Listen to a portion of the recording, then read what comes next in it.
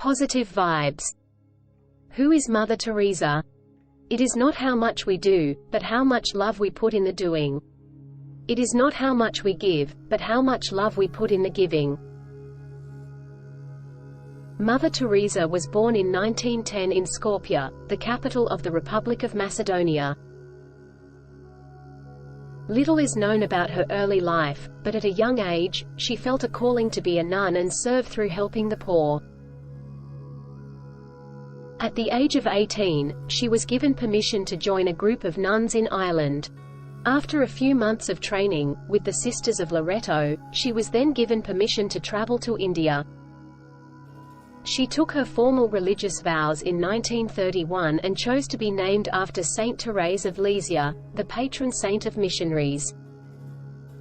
On her arrival in India, she began by working as a teacher.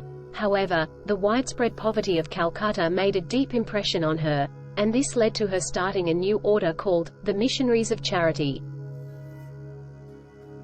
The primary objective of this mission was to look after people who nobody else was prepared to look after. Mother Teresa felt that serving others was a fundamental principle of the teachings of Jesus Christ. She often mentioned the saying of Jesus, "Love cannot remain by itself, it has no meaning. Love has to be put into action, and that action is service." Mother Teresa. She experienced two particularly traumatic periods in Calcutta.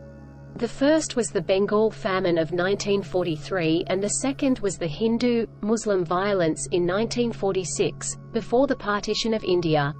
In 1948, she left the convent to live full-time among the poorest of Calcutta. She chose to wear a white Indian sari, with a blue border, out of respect for the traditional Indian dress. For many years, Mother Teresa and a small band of fellow nuns survived on minimal income and food, often having to beg for funds. But, slowly her efforts with the poorest were noted and appreciated by the local community and Indian politicians. In 1952, she opened her first home for the dying, which allowed people to die with dignity. Mother Teresa often spent time with those who were dying. Her work spread around the world. By 2013, there were 700 missions operating in over 130 countries. The scope of their work also expanded to include orphanages and hospices for those with terminal illnesses. Not all of us can do great things. But we can do small things with great love. Mother Teresa never sought to convert those of another faith. Those in her hospices were given the religious rites appropriate to their faith. However, she had a very firm Catholic faith and took a strict line on abortion, the death penalty and divorce, even if her position was unpopular.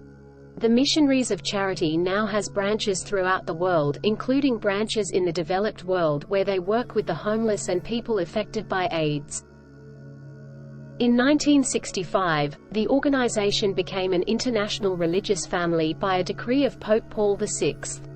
In the 1960s, the life of Mother Teresa was brought to a wider public attention by Malcolm Muggeridge, who wrote a book and produced a documentary called Something Beautiful for God.